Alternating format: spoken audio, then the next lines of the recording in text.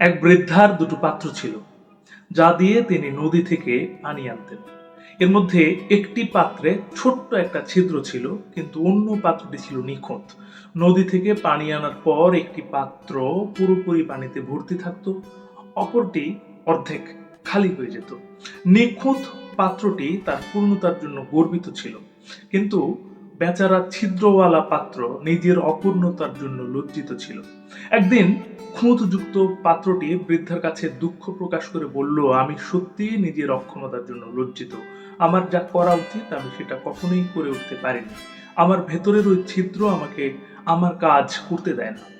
বৃদ্ধা মৃদু হেসে বললেন, তুমি কি খেয়াল করেছো, তোমাকে যে রাস্তা দিয়ে নিয়ে আসা হয় তার একপাশে কত সুন্দর ফুল গাছের সারি?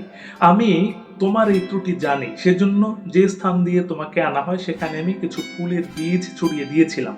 সেই বীজ থেকে গাছ হয়ে তাতে ফুল জন্মায়। পথের ধারের ওই ফুল গাছে নিজের অজান্তেই প্রতিদিন তুমি পানি দাও, আর আমি ওখান থেকে ফুলগুলো তুলে বিক্রি করি, যা আমাকে জীবন ধারণ করতে সাহায্য করে। তুমি যদি খুঁতহীন হতে তাহলে ওই ফুলগুলো ফুটতো না, আর আমাকেও হয়তো না খেয়ে দিন যাপন করতে হতো। এই গল্পের শিক্ষাটা কি? আমাদের প্রত্যেকেরই কোনো না কোনো খুঁত থাকে।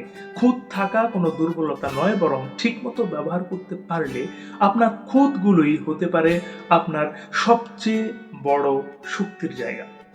বন্ধু, আজকে এখানেই শেষ করি। তার আগে একটি কথা আপনাকে মনে করিয়ে দিতে চাই, প্রতিবারের মতো এই পৃথিবী তাকেই সম্মান দেয় যে ইউনিক কিছু করতে পারে। আপনি ইউনিক কিছু করুন, ভালো শুনুন, ভালো থাকুন। ধন্যবাদ।